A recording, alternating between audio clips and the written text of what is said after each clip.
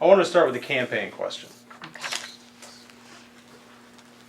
I've written about and observed and reported on a lot of political campaigns in my time. This one strikes me as particularly nasty and negative. Is this campaign symbolic of what's wrong with politics in America today, or what we've come to in politics in America today? Well, I would agree with you that this is a very negative campaign, but that is not coming from my campaign. What you'll find if you go back and look at any of the ads that I have run, they are always focused on me and what I want to do to correct Washington, D.C. So any of the commercials that I do, they either are with me in the commercials or people that I know and have known me most of my life, those people that have worked with me are my soldiers. So we try and remain very positive with a positive message. There is a lot of outside involvement that is very negative. And I take a look at my opponent, Congressman Braley, and he is not running a positive campaign based on what he can do because he has been in Congress for 8 years and he has a failed record. So all he can do is try and bash me rather than run on his own achievements. So I try and stay very positive in my message. Outside groups, we can't control those. That is their political free speech, so I don't necessarily agree with their message, but that is their right to do so. Can I ask, what is the relationship with the Koch brothers? I mean, we hear this all the time, and It's the relationship that they're out there funding many campaigns, just as we see Tom Steyer, who I read in USA the news this morning. He is actually the heaviest funder out there, and he's funding a lot of the negative attack ads against me. But I think what is so distressing to my opponent's campaign is the fact that he's running against a strong, independent female leader. I remain positive in my message and what I wish to accomplish. Unfortunately, they are not able to do the same. So it has gotten to a point where I don't watch TV anymore. I don't watch TV because of all the negative ads. My daughter and my husband don't watch TV any longer because of those ads. So yes, it has gotten to be a very, very negative campaign. But again, my message, what's coming out of my campaign, paid for by my campaign dollars, will focus on my message and what I wish to accomplish. Well, one of the things, and I say this to everyone when they're the second in the race to come in and visit with us. I'm not going to put you in a position of having to respond to everything Congressman Braley said when he was here. That isn't fair. But one of the things he said to us, and he says it all the time, is in his ads and in debates and in interviews, is you're too extreme for Iowa. What's your response to that? How and why is he wrong when he says that? He is wrong because, again, look at a record of success here in the state of Iowa and look at the things that we have been able to accomplish here in Iowa, working in a bipartisan manner with implementing the policies of Governor Terry Branstad. We have been able to work in such a great manner. We have a Republican House. I am a member of a minority. We have Democratic majority in the state Senate, and yet we have been able to implement education reform. We have implemented the largest tax decrease in Iowa history. We've balanced our budget all 4 years. And I don't call these things extreme. I call these working together in a bipartisan manner. That's my record of accomplishment. His, again, is failed leadership. 8 years in Congress, and he hasn't been able to achieve any level of significance in supporting Iowans. I represent a district in southwest Iowa. I represent those people, and I look forward to serving as their next United States Senator, representing all Iowans. So his charges, he's misrepresenting my views, and he's been called out by a number of independent fact checkers and received multiple Pinocchios even from the Washington Post on some of the issues that he has misstated my beliefs on. Well, a couple of issues that are controversial positions of yours I'd like to ask you about. One, do you advocate for abolishing the EPA? And if so, how would that be good for clean water and clean air? Can the states absorb the federal responsibilities of the EPA on their own? Do they have budgets that would enable them to do that? The states already have EPCs, which, if you look at the federal government and our states, a number of the rules and regulations and the responsibilities overlap. So I do believe that we could either eliminate or significantly decrease the EPA at the federal level. I do believe that Iowans know best how to manage our natural resources within the state. If there should need to be regulations, those regulations are passed by our legislators in Washington, D.C., and then the oversight can fall upon those states and their EPCs because, again, they best know how to administer those regulations within their own states. They know their natural resources. Again, I don't believe one size necessarily fits all. We have different resources than maybe Texas does or California does. So relying upon our states to pick up that, I think is the best way to go.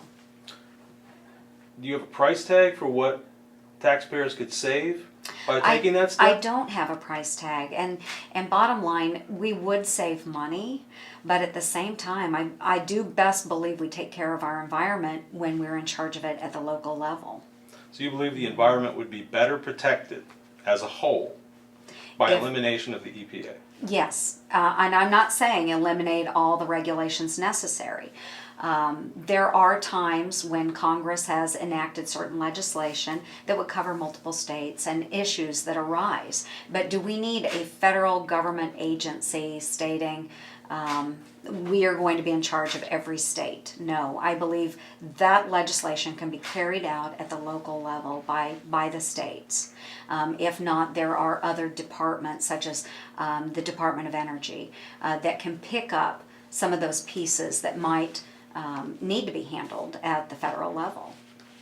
But we do need to streamline our government. What about the Department of Education? Your position also is abolishment of the Department of Education, Right. and how would that impact financial aid programs for students like Pell Grants? It doesn't. It would not? It doesn't, because we have a Department of Treasury, again, that can administer Pell Grant programs, student loan programs. That can be shifted to another department, such as the Department of Treasury.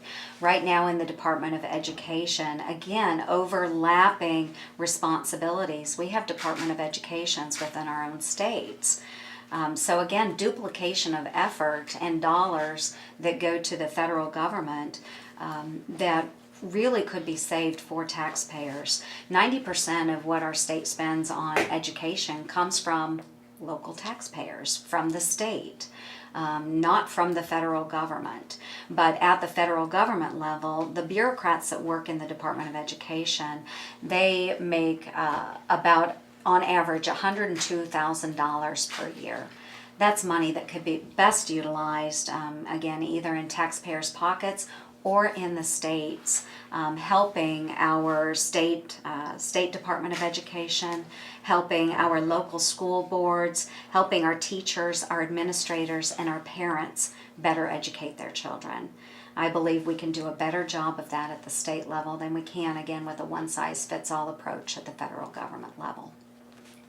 And that wouldn't be a cost shifting onto, see, the Iowa legislature gets criticized sometimes by municipalities for passing on costs from the state to the local level. They are not in a position to absorb. Unfunded mandates. Unfunded mandates, exactly.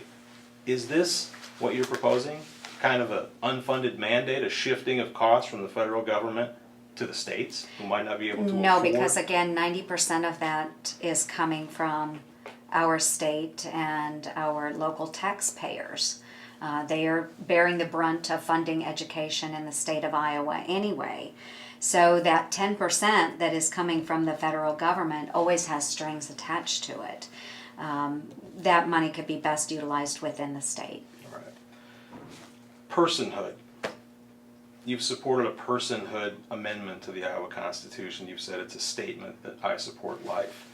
I'm interested in knowing how far you would be willing to go in terms of federal personhood legislation, and how would, for example, the Life at Conception Act affect access to birth control, which is a concern of many with personhood legislation. And I do believe in protecting life, and I believe most Iowans do believe in protecting life.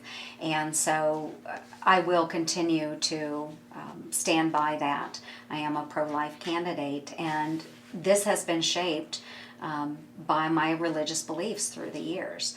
So I support that. However, if you look at any sort of amendment at the federal level, amendments they come together through consensus. And honestly, we don't have a consensus. It would take 2/3 of the House, 2/3 of the Senate to even pass a proposed amendment, and that would have to be ratified by 3/4 of our state's legislatures. We don't have that consensus at the federal level. So I remain pro-life. However, what I want to do is set the record straight when it comes to contraception and access to birth control. I will always protect a woman's access to reliable and affordable birth control. This is an issue that there should be no question about. I think women should have access to birth control, and I will continue supporting that. And I think it's laughable that Congressman Braley is the one that's lecturing me on this. I am a woman, and I have 3 beautiful daughters, and yeah, I just think when it comes to women's issues, I have an edge on women's issues. When's the last time somebody came up to you and asked you about men's issues? I mean, truly, has anybody ever asked you that? What's a man's issue? Exactly, exactly. But we try and scare women by stating this is a woman's issue, and this woman is going to take away your access to contraception, and which is completely untrue. If you're elected, you'll be replacing Tom Harkin, of course, a popular, longtime incumbent of the other party. Are there qualities of his that you admire and you would embrace on your own? I have always said that Senator Harkin, even though we disagree ideologically, he is an extremely gracious man, and I appreciate that so very much from him. He has always been very welcoming to me whenever I have seen him. He has always extended that courtesy to me of being open to discussions. So even though, again, we disagree on many of the major issues, but I think that is really why he is so widely popular with Iowans, is because he is a very gracious Iowan. What does that mean? Gracious. He is not abrasive in any sort of manner. He is very respectful, and I appreciate that. I believe that I am respectful of other people's opinions. We can disagree all day, but I'm going to be respectful of other people's opinions. Why, in your opinion, is the approval rating of Congress so abysmal? And how would you be part of the solution to improving the approval rating of Congress? I think it's so low right now because there is a mistrust in Washington, D.C. and our elected representatives at the federal level. Hello, welcome. No, you're fine, you're fine. So a certain level of mistrust in federal politicians.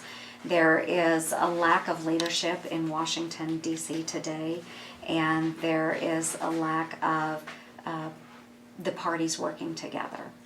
I think what we see in the Iowa legislature should be a marker for our federal level. Different parties maybe not agreeing on all issues, but being able to work together for the good of their state. That's what I have strived to do in the Iowa legislature. I've worked very well with members from the other party. What are some examples of areas where you've forged relationships for the greater good, if you will, with the other party? I I would say when it comes to tax reform, we did work together very well on making sure we were able to implement the largest tax cut in Iowa history. When it comes to mental health reform, the parties came together very well over this issue. Again, making sure that all Iowans, regardless of where they live, if they live in a rural area or a metropolitan area, making sure that they had access to mental health care. This was something that was pushed quite heavily by the governor, the mental health reform. At the end of the day, I don't believe we were funding it adequately, but we are working on that to make sure that we're maintaining good quality mental health care across Iowa. So that, I would say, is a great achievement. And then the education reform that was passed 2 years ago also took a lot of cooperation between the parties to make sure that that was implemented. And there was give and take on both sides. I don't think that either party got everything of what they wanted, but we worked together to make sure we all had a piece of that pie and that we believed what we were doing was good for our Iowa students. You're the auditor, is it Montgomery County? Montgomery County. Okay. When the mental health reform was playing out, you were in the legislature and you're no longer the auditor. Right. Okay. What were Montgomery County officials saying to you about that reform? Did they like it? Did they want tweaks? What did they say? Because that's been very controversial in a lot of it. It is, Individual and counties. working with our individual counties, and I worked heavily on the mental health reform, had been on a number of the task forces. And I did vote no against it in the end because we weren't providing the necessary funding, I felt, for the counties, which was one of the complaints that we had coming from the counties. Also, we had hoped to have additional time to implement the program, extending it either by 6 months or by an additional year, and we were not able to do that. So again, I did vote no against it. I know it was one of the governor's big initiatives, but working with the counties in my region, we did see difficulty with it. It did pass bipartisan. But what we've had to do is go back and work on the funding again to make sure that the counties are able to achieve the results that we want across the state of Iowa. So you felt it was implemented a little too soon? Yes, I and did. Not enough, what they call Not enough so-called backfill, I guess. Right, not enough funding. We wanted to make sure that every Iowan that was currently in the system maintained a level of care throughout the transition from the county system into a regional system. It's being implemented. It is very tough, but we are doing our absolute best to make sure that every Iowan has the access to the mental health care that they need. Gretchen, I'm gonna ask you something. I forgot my watch today, so Oh, I yeah. had Governor Rancid staffer do the same thing for me this Okay. morning. When we're about 10 minutes out from our hour, wherever I'm at, could you just give me a shout? Yeah, so I thought you were about to quiz me. I was No, like, no, no, no. "Whoa, What do you think I about know that? this was about to No, happen." no, just try to keep me on schedule if you would, please. So, but I would like to use that as an example, though. As much as I get great support from the governor, we, again, are two very different people, and I represent the counties that I represent. And if that means voting no against one of the governor's initiatives, I am that independent leader. Because I am an independent leader and he does have an open door policy, we've been able to actually sit down and discuss a number of issues that maybe we don't agree on, but at the end of the day, we can generally come up with a consensus of where we can agree. And that's why I believe that he supports me wholeheartedly, because I am a strong independent leader and I am going to do what's best for Iowans. We're talking about getting along with the other side, but clearly your preference would be you win and the Republicans take control in the Senate. How would America be better if the Senate and the House were both in Republican hands? Both in Republican hands. I think there are a number of policies that we can implement, and I talk a lot about these policies too when I'm out traveling, especially now that we're out on a 99 county tour. But where we are succeeding in Iowa and what we should be doing at the federal level if we had control of both houses. Of course, we still have a Democratic president. We would have to work with him. But here in the state of Iowa, again, we have implemented tax reform. So we are rolling back and saving Iowans and small businesses tax dollars over the next 10 years, saving them $4.4 billion. We have begun rolling back on job-killing rules and regulations in the state. So we're creating an environment where businesses can either come into the state or existing businesses can expand, creating greater job opportunities for Iowans. And we've balanced our budget, which has taken a lot of bipartisan work. So those are the types of policies that I would like to see implemented at the federal level. And why do I want to see that? Because we've done that here in the state of Iowa.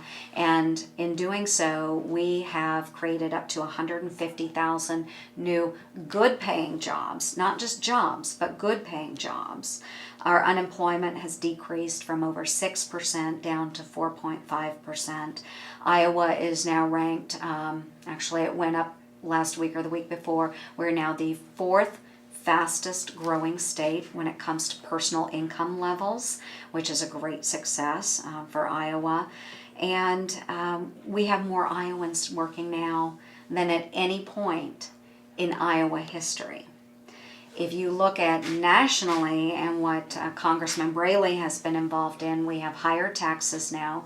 We have a higher rate of unemployment. It's actually gone up in the 8 years that he has served in Congress. It's gone up 1.3%.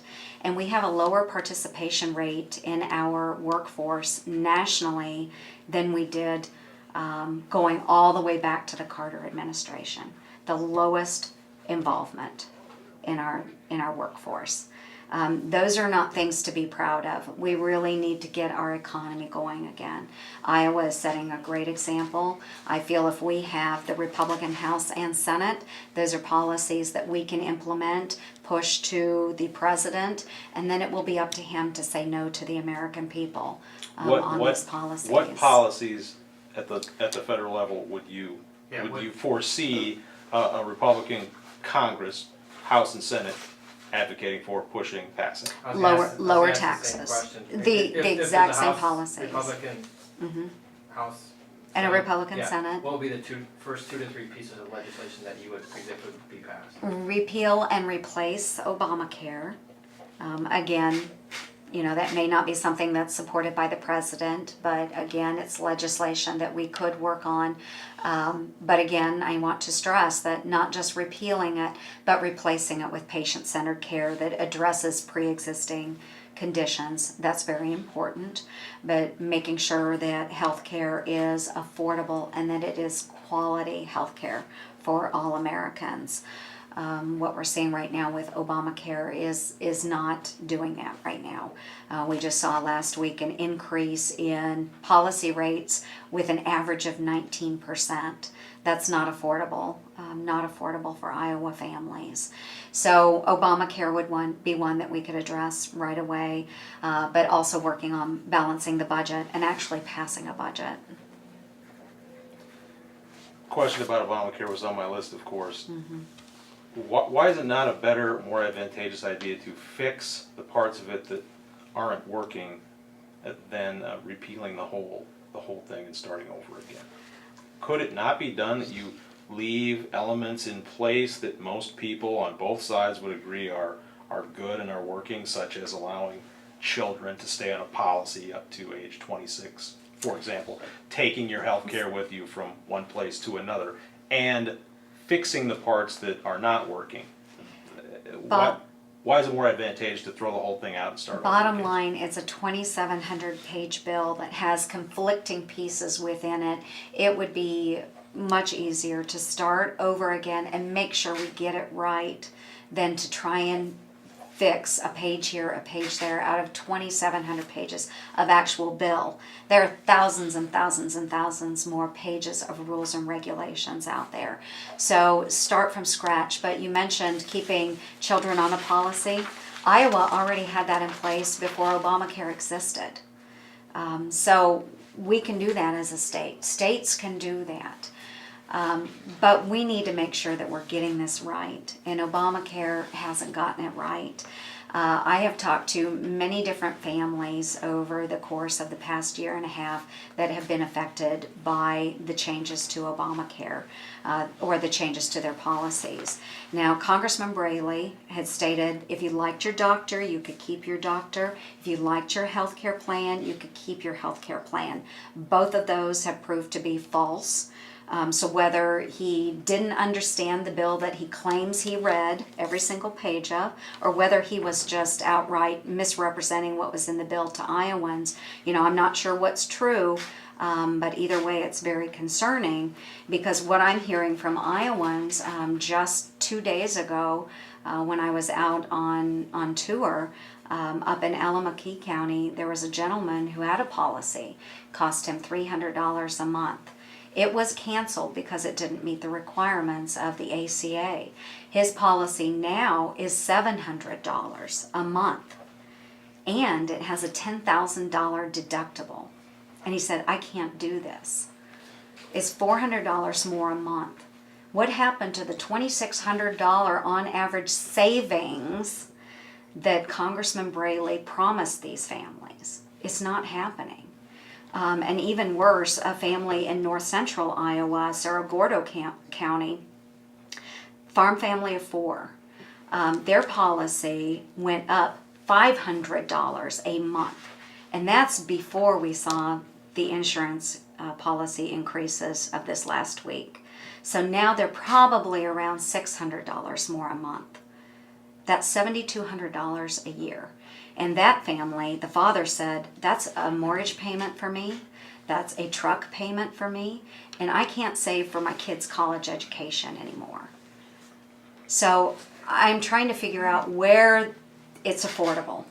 It's not affordable for our middle class families, and we have to do something about it. Is it not on the flip side providing insurance for people who didn't have insurance before? There are still 31 million Americans who will not be covered by the Affordable Care Act. 31 million Americans. So, and they recognize that. They even said that when they passed Obamacare. They knew it wasn't going to cover all Americans. So what we have to do is start from scratch. We have to repeal this bill and start over and make sure that we're providing good quality, affordable health care. One thing I'll throw out there too is that we really need to encourage tort reform. And Congressman Braley stated in Texas when he was meeting in a behind closed door meeting with Texas trial lawyers that I have fought against tort reform for the past 30 years of my life. 27 cents out of every dollar that goes to health care is spent on litigation. 27 cents. It goes to pay trial attorneys in lawsuits. And if we could enact tort reform at the state levels, then we would see healthcare costs decrease.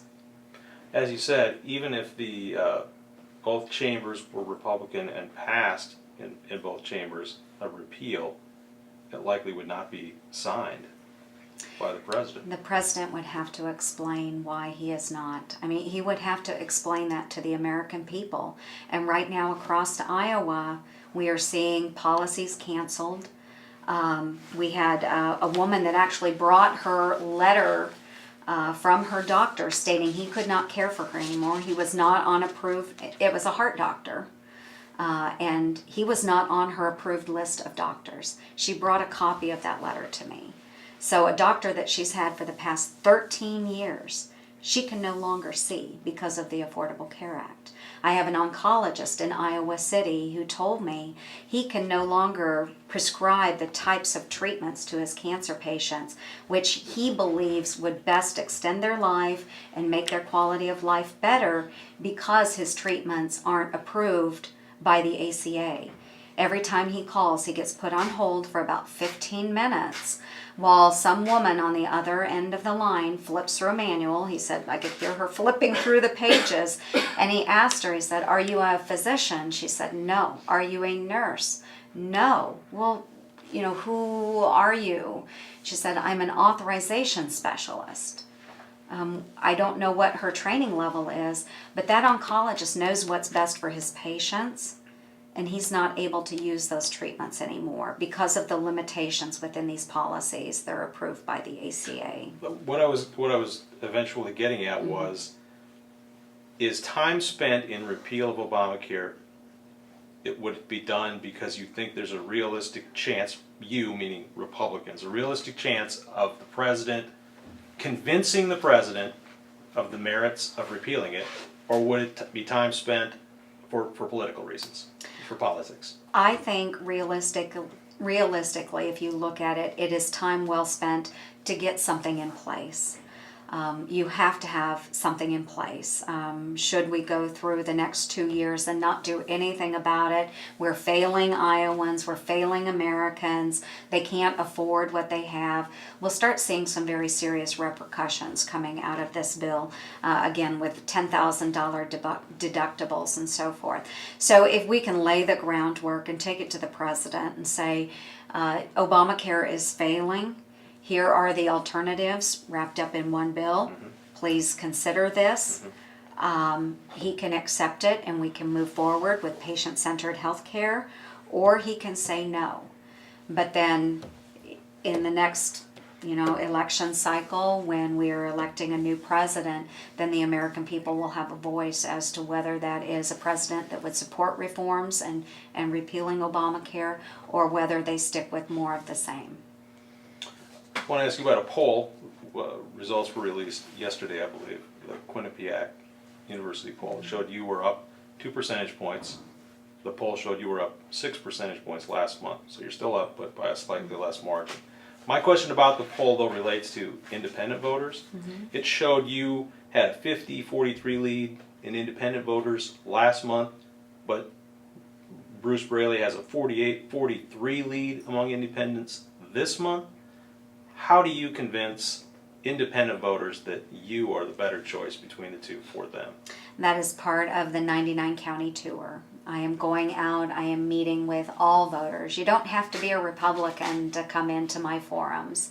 I'm going to pizza ranches, I'm going to coffee shops, and inviting Iowans to come in and hear what I have to say. So they can come in, they can meet me face to face, and they can ask me those questions. That's not something that Congressman Braley is doing. When he's out and about, maybe doing his 1 or 2 meetings a day, they're generally closed forums or invitation only. But I'm reaching out to all Iowans. I want them to meet me. I want them to have that face-to-face time with me. And every county that we've gone to so far on the 99 county tour, the venues are packed. And we're meeting with independent people. I had a young couple that came up the other day and they said, we are a registered non-party. So they are independent voters. And they just wanted to come out and hear what I had to say. And they left with a favorable impression. So that is a great way to get out and meet people and show them that I care about all of Iowa, not just the metropolitan areas where the majority of the votes are, but all Iowans from Polk County all the way down to Adams County, which is down in my area. Just over 4,000 people in the county, but we're going to go out and meet with them. It's important that everybody knows that they're important and their voices matter, their votes matter. Do you buy the findings of that poll that Mike mentioned? Because I saw there was a new poll, USA Suffolk today, that showed you were ahead double digits with independents. Do you have a sense of? And I will be honest, polls will change. The poll that's going to matter is November 4th, and that's when everybody gets to participate if they choose. So polls will vary, and I think it's wonderful. I think we have the momentum in the campaign, but it's hit or miss. It depends on who picks up the phone and answers the questions. I really am encouraged that I am leading in those polls. But again, I don't get into the nitty-gritty. All I can do is focus on making sure Iowans know my message and getting out and meeting with as many of them as possible. Because at the end of the day, they're the ones that are going to go in and pull the lever or mark the ballot. We talked about this when you were here before the primary, and I wanted to revisit the subject today, and that's federal support for the renewable fuels industry. what level of support from the federal government do you support for renewable fuels? We still haven't gotten any answer on the No, we EPA RFS proposal. Talked to the governor about that this morning, talked to Congressman King about that last week, and neither one of them had a real sense of when we might get a decision. Most likely it's going to be after the election. But I'm just interested in knowing what your feelings on the RFS proposal are and what level of support from Washington you would be supportive of for that industry that is so important here in Iowa. Well, the EPA, McCarthy has suggested that we lower the RFS standard, and I don't support that. I think we need to leave the levels as they exist today.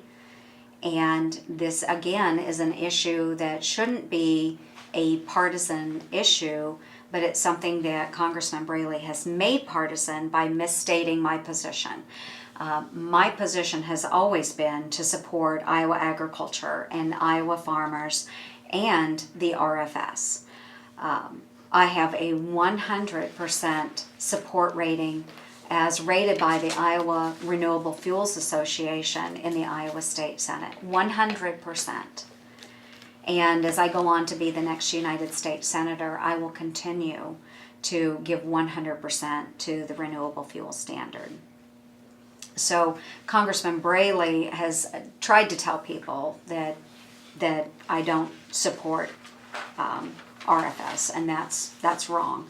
That is wrong. Again, he's misrepresenting the facts, and he has been admonished on that issue from Secretary Northey and Governor Branstad, because before the entire delegation supported this. Now he's trying to put a rift in the delegation by stating that I don't support.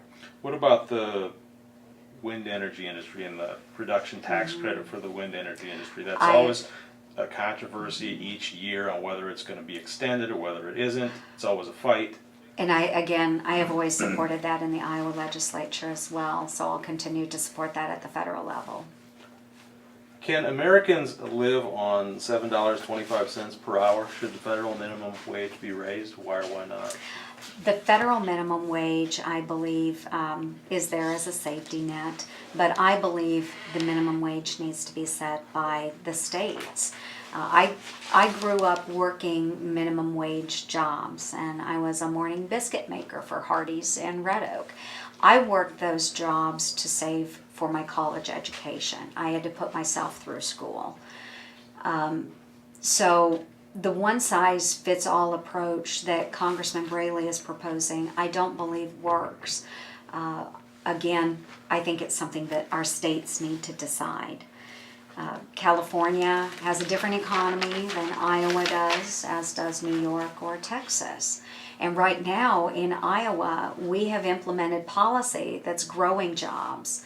And again, I'll stress there, good paying jobs here in the state of Iowa. And so I think we need to look at a bigger picture and grow jobs and grow our economy. And we have created, again, 150,000 new good paying jobs in the state of Iowa. Working those minimum wage jobs, I really learned a good work ethic. I learned to get up in the morning and go to a job. Use that money to pay for my college education. But the states need to decide what that level is, again, because our costs of living, our economies are so very different. I'm going to serve up a softball here. What are your biggest criticisms of Bruce Braley? What do you think are the biggest differences between the two of you? I'm a Southwest Iowa farm girl, and I have not forgotten my roots. I still live in Red Oak. I am right there, neighbors, friends, family, Iowa farmers, small business owners. Those are the people that I associate with every day. My family, my friends, my neighbors. I believe in supporting Iowa and making sure that we are doing better for all Iowans, encouraging what we call that American dream. I support that. I have served in my community in various capacities. I still do serve as a Sunday school teacher when I'm able to get home Sunday mornings. I do that. I do that for my church. I do that for my community. I've served my state in a number of capacities, whether it's through the state legislature or as a member of the Iowa Army National Guard. And I've served my country. I have deployed for my country overseas for Operation Iraqi Freedom. These are not self-serving things. These aren't done to advance me. They are for my community, my state, and my nation. Congressman Braley has shown through a number of his statements that he is not necessarily concerned with Iowa and the betterment of Iowa. He has become very disengaged from Iowa. And in his own words, his own statements, going back all the way to October of last year during the government shutdown, when he was on a radio show talking about the government shutdown and all the things that were wrong with the government shutdown, the worst thing that he could come up with was the fact that he wasn't getting towel service in the House gymnasium. And that same day that came out, I was stripping the linens off of my family's beds and doing my own laundry. I'm a common Iowan. I still do those household chores. That's important for people to know. So while he's complaining about not having towel service, we have to remember there's a lot of Iowans who don't even own washers and dryers. They're still going to the laundromats to do their laundry, which is why we need a strong economy. He went on then at a fundraiser in Texas to, I thought, poke fun at our senior senator, Chuck Grassley, and the fact that he's just a farmer without a law degree who could head up the Judiciary Committee.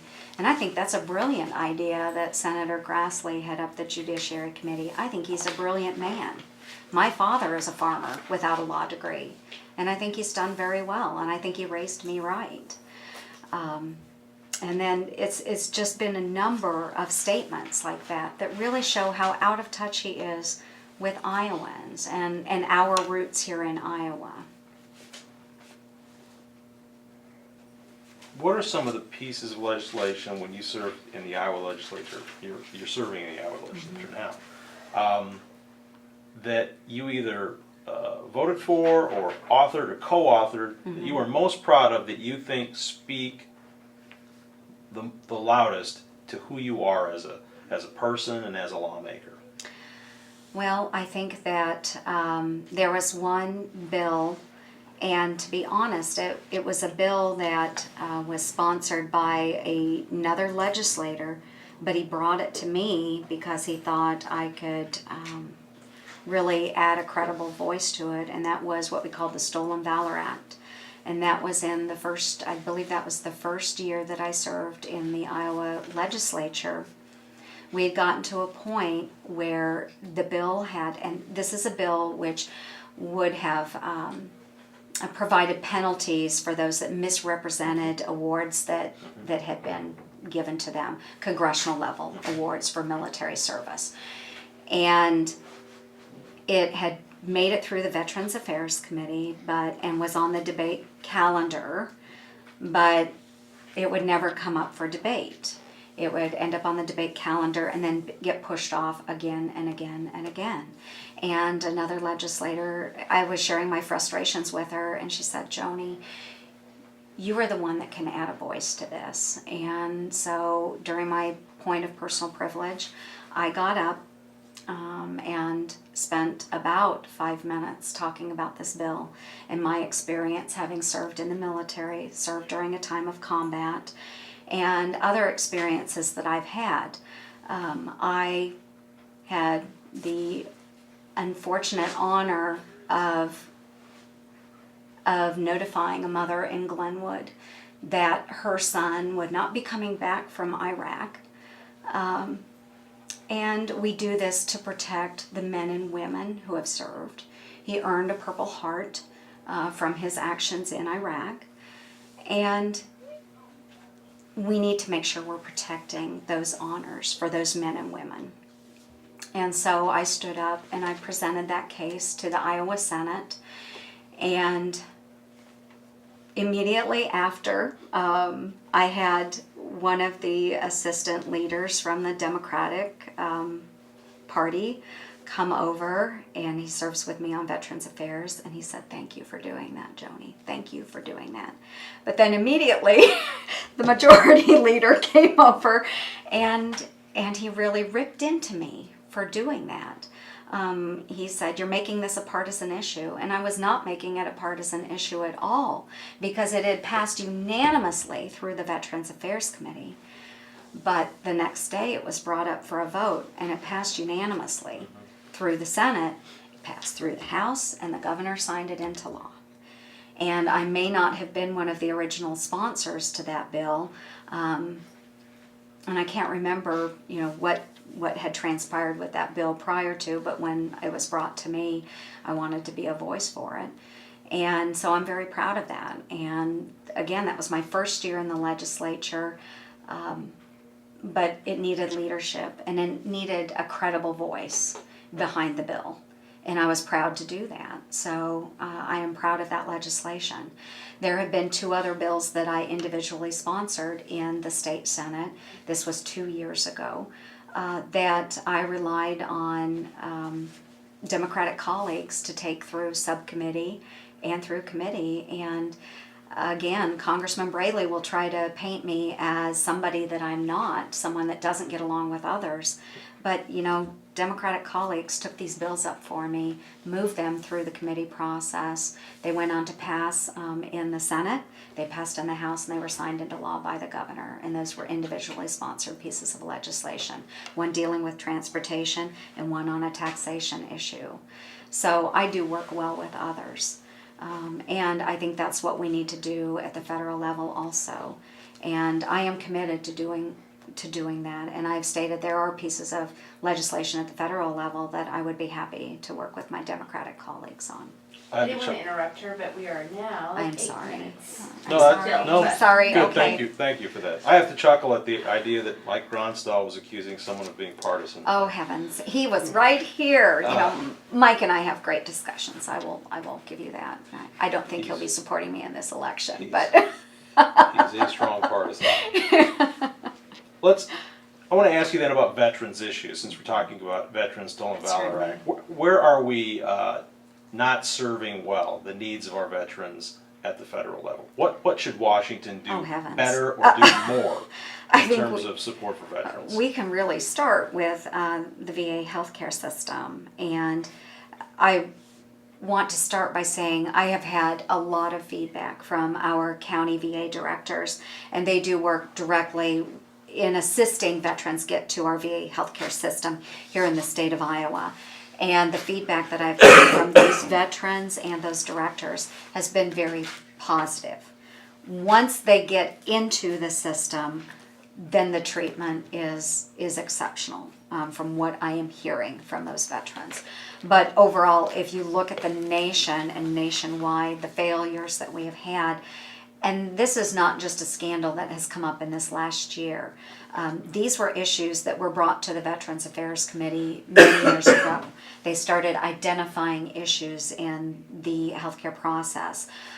When it comes to receiving disability benefits, you have to go through the VA healthcare system and be evaluated.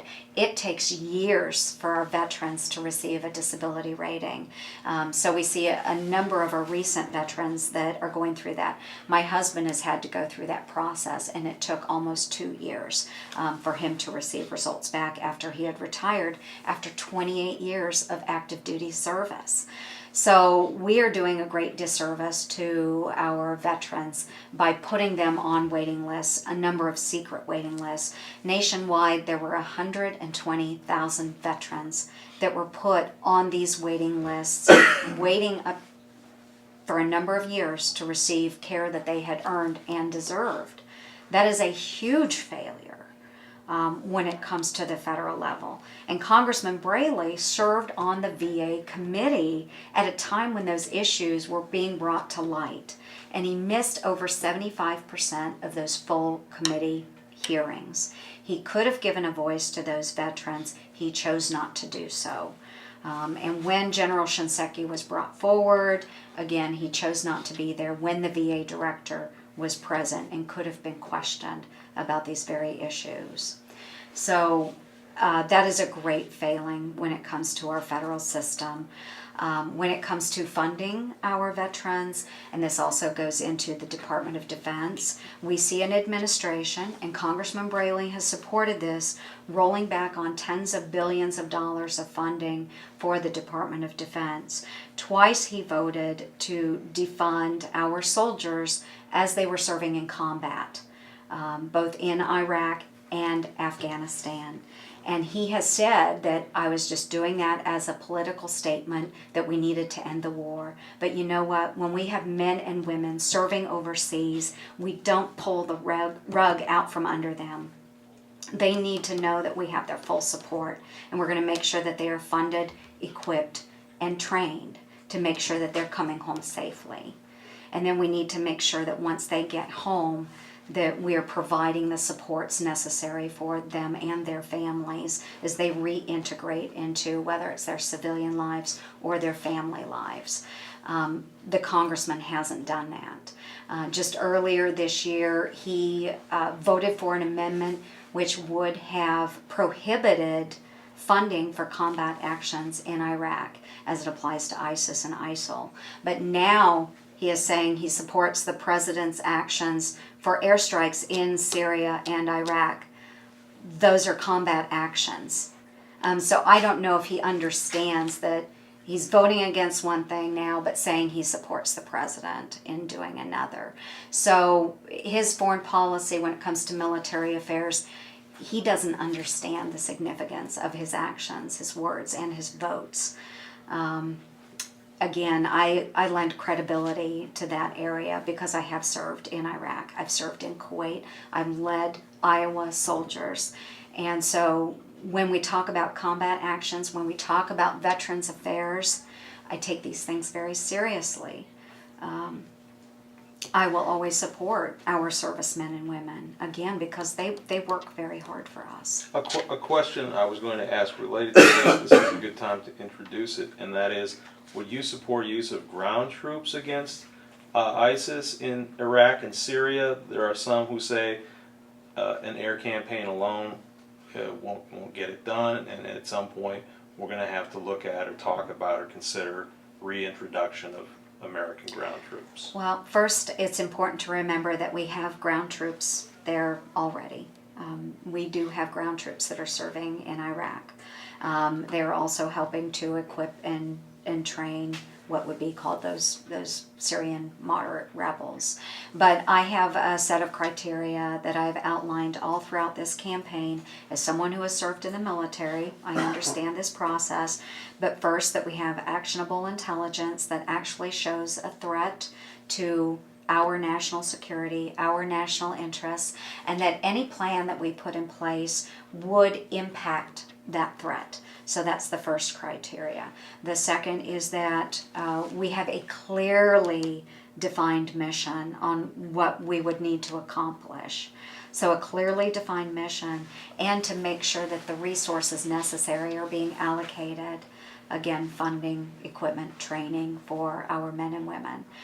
And then lastly, once that goal has been met, the mission is accomplished, what is the withdrawal plan for those troops? And are we committed as a nation to taking care of those men and women and their families when they return home? And I think, again, the congressman has failed with my second criteria, because he has proven in the past that he's not willing to fund our troops as they're serving overseas. And on my third criteria, he has failed abysmally when it comes to taking care of our veterans, as he could have stood up in those Veterans Affairs committees and made a point that we need to be taking care of veterans. So those are my criteria, and they would have to be consistently or constantly reevaluated as we move through this process. I do want to see if the strikes are working. Right now, I think we're hitting low value targets. I don't see that it's working, but again, we need to be evaluating that. And then we do have military leaders that are stating, his senior military advisors, Secretary Hagel has stated this in the past, General Dempsey has also stated that it is likely we will need to engage ground troops. I would again need to see what that clearly defined mission is. But at some point, if we want this to work, I think we will have to have combat troops on ground, whether they are our soldiers or whether they are coalition soldiers. Or some That would need to combination. be, yeah, that would need to be determined. My last question then would be, give you an opportunity to take everything we've talked about and anything we didn't talk about and put it into a short stump speech on why you are the better choice for Iowans to serve in the Senate than your opponent. I think it comes down to Iowa values in my campaign, the Iowa way versus big federal bureaucracy in the Washington, D.C. way. We see that Iowa is moving in the right direction and we are creating good paying jobs. We have a strong economy for our hardworking Iowa families. More of our friends, more of our neighbors are getting up, they're going to jobs every day and they're providing for their families. That means that more of them are paying their bills, they're keeping their homes, they're setting aside money for their children to go to school and achieve what I consider that American dream, versus the Washington, D.C. way, which is government is the solution to every problem. One size fits all.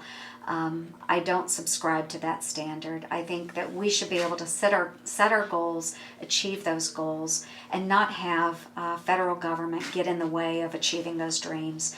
What Congressman Braley has stood for is the higher taxes, more job-killing rules and regulations. There is such a level of partisanship that exists in Washington, D.C. now that they can't get things done.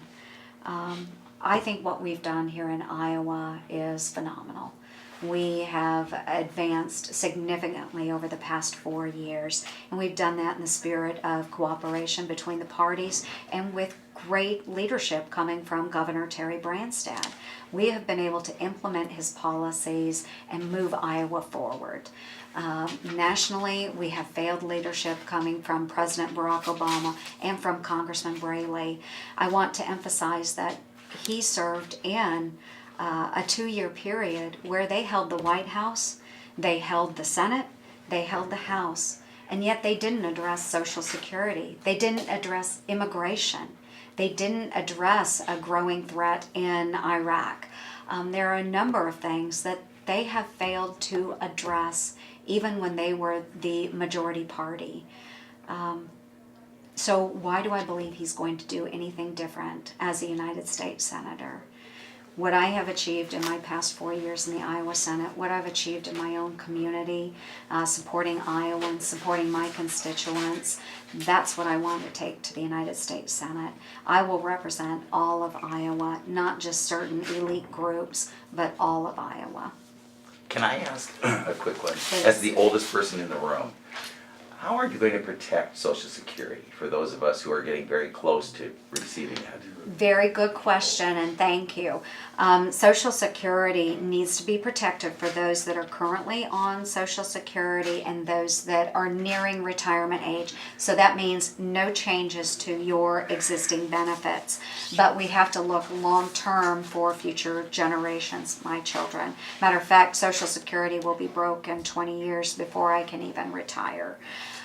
So there's a number of options out there, and I am willing to consider all of those options, but I want to work in a bipartisan manner to find that solution that will work long term. What I won't consider is raising the retirement age, because again, we have seniors now that have worked a lifetime, and I'm not willing to ask them to work another 5 or another 10 years in order to receive benefits. So that I won't do. But we can look at all of these other options, put them on the table. Democrats, Republicans need to sit down, and we need to hash this out once and for all. Because, again, 20 years, we're running out of time. The Disability Trust Fund, this doesn't get talked a lot about. The Disability Trust Fund, which exists within Social Security, will be broke in 2 years. 2 years, and we have 77,000 Iowans that rely upon disability. In 2 years, their disability will decrease or go away because we haven't addressed the issue. So I am, again, this is an issue that I am willing to work across the aisle on to find a long-term solution. I have a question about Ebola. How would you rank your country's response to Ebola? And do you think budget cuts to the CDC have hampered that response? Well, first, there is no leadership on Ebola in this country. We have an administration, starting with President Barack Obama, who has been reactive rather than proactive. And this has been a theme throughout his presidency, and I can bring up the case with ISIL also as being reactive rather than proactive. But Ebola, this is horrifying. It's a horrible epidemic that we are seeing in Western Africa. And I think our response has been late to the game. And we should have started immediately with greater screenings on the front end of travel coming out of that region and on the back end. But right now, what I'm willing to say is we do need to implement a travel ban, prohibit any additional visas from people coming from those countries. So a travel ban, but allowing for aid workers, if they so choose, to continue on going into that nation, allowing certain circumstances where they can still travel to use aid or to provide aid for those that need it, but understanding that before they return to our country, they will undergo heavy scrutiny and quarantine periods to make sure that they are not transmitting the disease or bringing the disease back to the United States. So I support further research. We have a company in Ames that actually is working on Ebola right now, and I have actually spoken with someone who is working in that company. I think we need to continue to provide monetary aid to that region. I do believe we have to be compassionate and we have to get to the root of this problem. But we need to seriously look at protecting Americans, and we're seeing that disease being brought into the country and now spread with healthcare workers that maybe weren't adequately protected.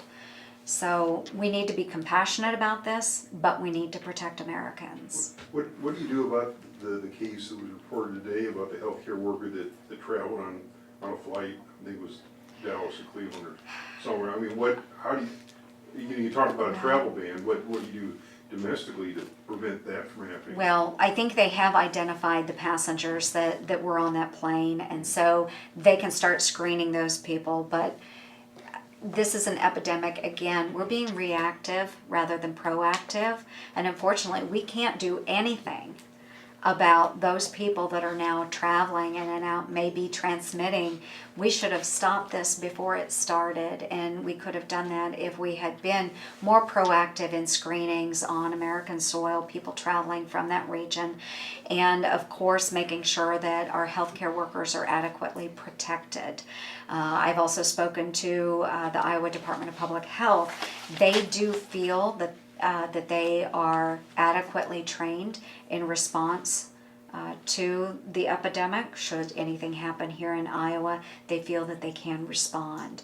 They do stay in touch with the CDC and other leaders when it comes to Ebola. So I do have confidence in the leaders here in Iowa. I think that they are staying on top of the issue, but we can't go back and undo things that weren't done previously, but we do have to start tightening down on some of these travel bans or further restrictions. I guess what I was getting at is anyone that would treat a patient, should they be restricted from travel? Well, and I wouldn't say within, what we need to do is make sure these healthcare workers are adequately protected. I don't want to say, I'm not going to go as far as saying you can't travel within the United States, but they need to know what it is to protect themselves. Anytime that they are treating someone that has been exposed to Ebola. And I think we can nip it in the bud. But how would we know who's traveling from Dallas to Atlanta and so forth? But it is something we will need to track, and if further restrictions are called for in the future, then we'll need to look at those in the future.